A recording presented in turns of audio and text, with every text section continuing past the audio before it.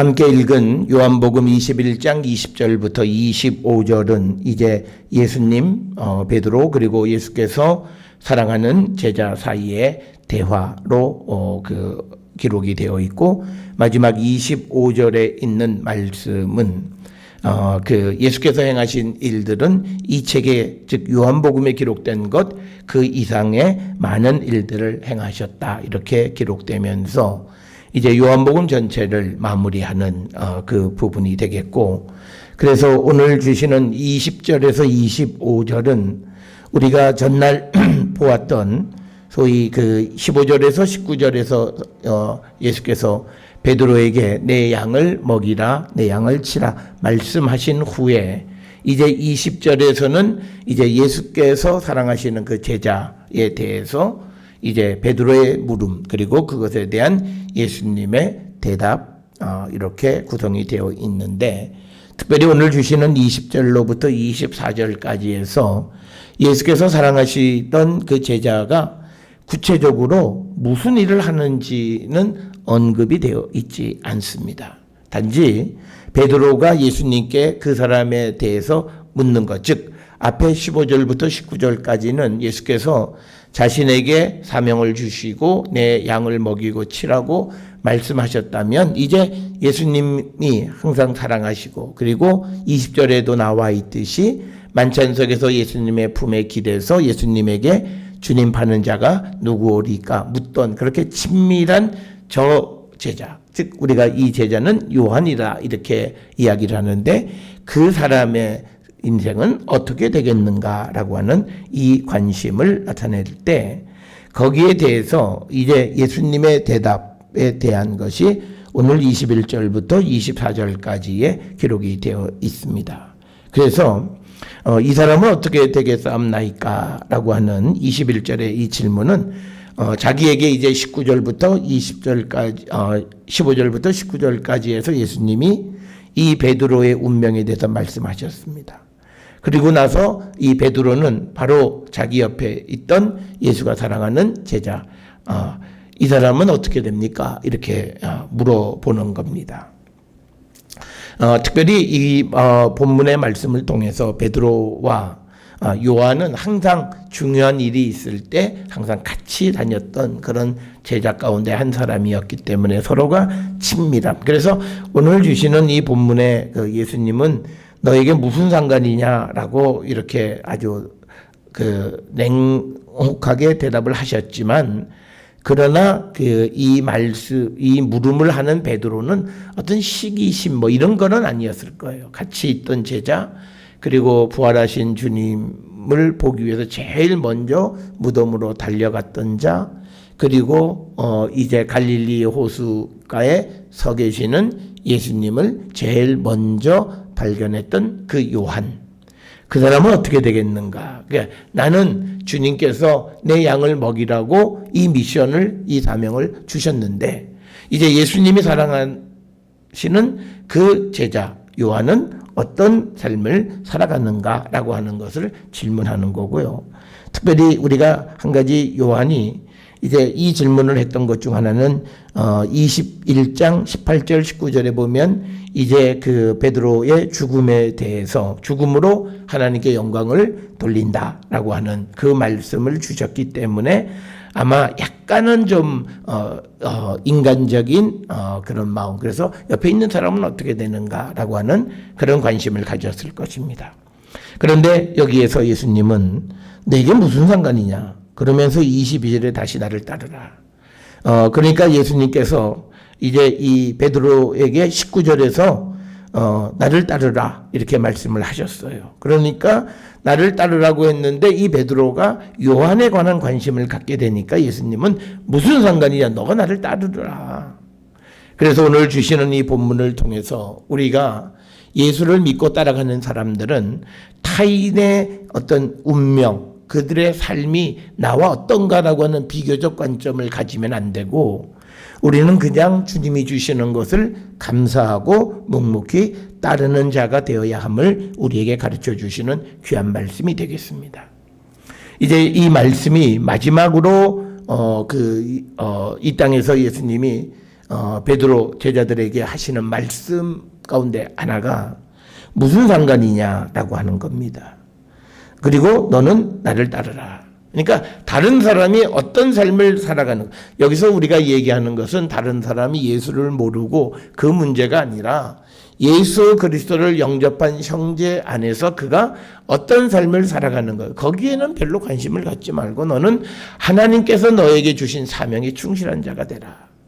그래서 이 말씀은 우리가 비교하면서 남의 것에 대해서 더 관심을 갖고 남을 더 부러워하는 그런 어떤 인간적인 그런 감정을 내려놓고 오직 주님만을 믿고 따라가는 자가 되어야 한다라고 하는 그 말씀을 하시는 것이다라고 하는 겁니다. 오늘 주시는 22절에 보면 예수께서 내가 올 때까지 그를 머물게 하고자 할지라도 내게 무슨 상관이냐. 그러니까 조금 22절의 말씀은 예수님이 베드로에게 좀 과격하게 과장적인 그런 말씀을 하신 거예요. 그런데 이것이 또한 오해를 부르게 되는 겁니다.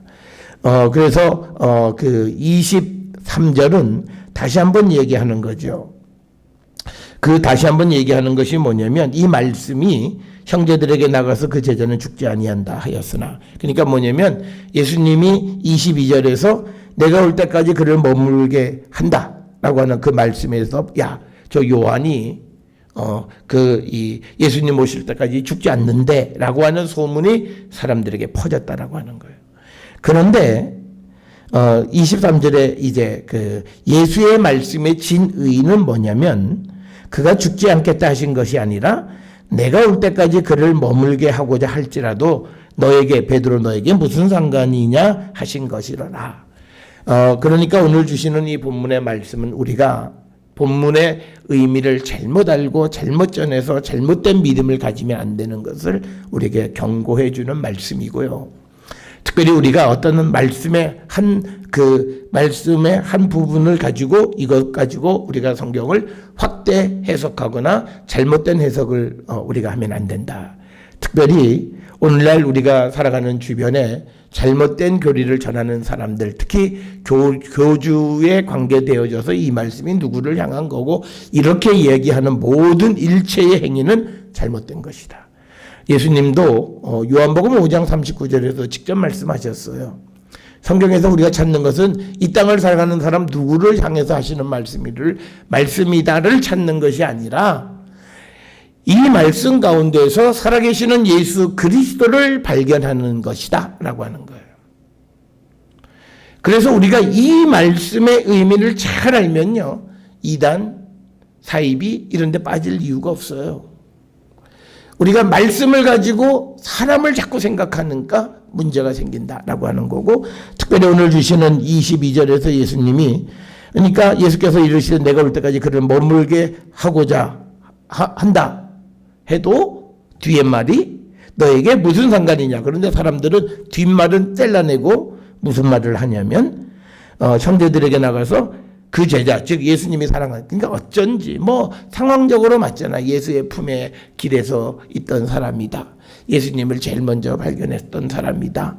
그리고 또 예수님의 무덤에 제일 먼저 갔던 제자다. 어쩐지. 그래서 또 이 복음서에서는 그를 예수님이 사랑하는 자라고 하는 표현으로 이름은 드러내지 않고 익명성을 나타내는 거죠. 그러니까 사람들 사이에서 오해가 생겼던 거예요. 그래서 베드로가 요한이 죽지 않는다라는 그런 소문들이 퍼지게 됐어요. 아마 그래서 23절에 그 말씀이 기록된 이유가 그런 잘못된 것들을 바로잡기 위해서 기록된 것이 23절이 아니겠나 이렇게 추정을 합니다. 그러니까 어느 시간이 지나서 요한이 죽었어요. 그럴 때 어떤 사람들 가운데서 요한이 살아있는 동안에 예수님이 재림하신다고 하셨던 그 약속이 거짓말이다, 이루어지지 않았다, 이런 소문을 가라앉히기 위해서 23절의 뒷말이 기록이 되었다라고 하는 겁니다. 또는 그 요한 자신이 이 말은 그런 의미가 아니다. 소문이 너무 퍼졌어요. 요한은 죽지 않는다. 예수님 오실 때까지 죽지 않는다. 이런 소문이 너무 퍼지니까 자기 스스로가 직접적으로 예수께서 하신 말씀 그 의미는 그것이 아니다라고 하는 것을 강조하기 위해서 특별히 23절의 말씀을 기록하지 않았나 생각을 합니다. 따라서 우리는 하나님의 말씀을 우리는 정확하게 이해하는 자가 되어야 돼요.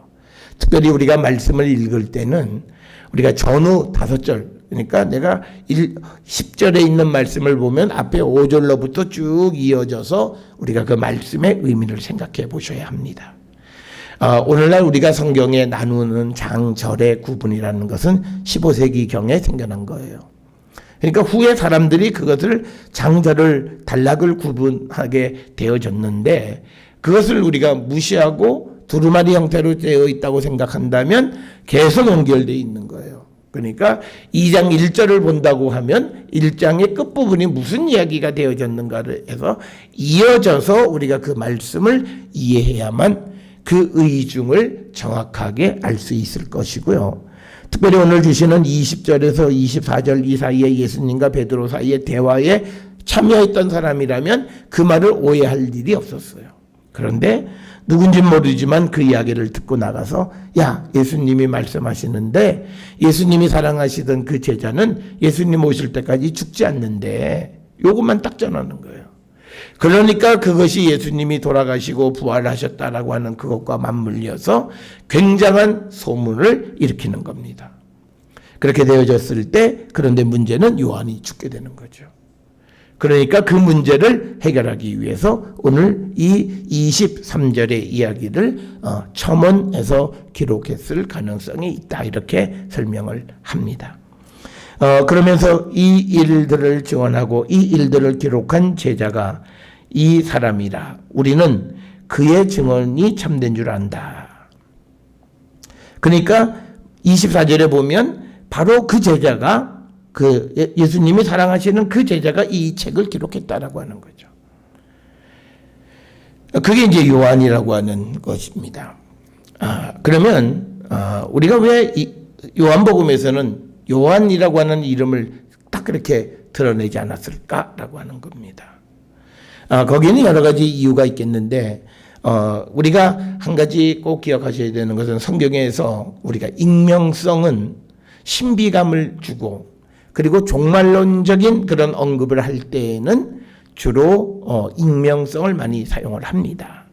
그래서 오늘 주시는 이 본문의 말씀에서도 이 일들을 기록한 제자가 바로 이 사람이다. 이 요한이다. 라고 이렇게 기록을 하고 있고 그 이름을 끝까지 요한이 기록을 했다. 이렇게 밝히지 않는 익명성은 유대인들의 문학작품 속에서는 아주 보편적으로 나타나는 현상이고요. 특별히 종말론적인 그런 묵시적인 그런 성향에서는 오히려 그런 그 익명성을 드러낸다. 그 다음에 이제 24절에 나타나는 우리는 그의 증언이 참된 줄 안다. 그 요한의 증언이 참되다라고 말하는 그 우리는 누구냐라고 하는 거예요. 이거는 그냥 우리가 가장 보편적으로 이해하는 것은 우리는 안다라고 하는 불특정 자수. 이건 뭐냐면 그의 말이 맞다라고 하는 걸 나타낼 때 우리는 안다라고 했을 때 그 우리는 누구를 가리키는 게 아니다라는 거죠. 그 다음에 이제 또 하나 우리는이라고 하는 것은 이제 요한이 속해 있던 요한 공동체에 요한을 따르던 제자들, 무리들, 뭐 그런 사람들을 우리라고 얘기할 수 있고요. 또 세 번째 가능성 중에 하나는 요한이 에베소 지역에서 이게 복음을 전하고 했고 해서 에베소의 장로들일 수도 있다라고 이렇게 추정을 하고요. 그 다음에 이제 누군지는 모르지만요. 이 요한의 기록에 대해서 요한이 이 책을 기록한 것에 대해서 자세하게 전달해 주는 어떤 사람, 익명의 어떤 사람, 그런 사람들, 그리고 또는 초대교회의 어떤 사람들, 이런 사람들.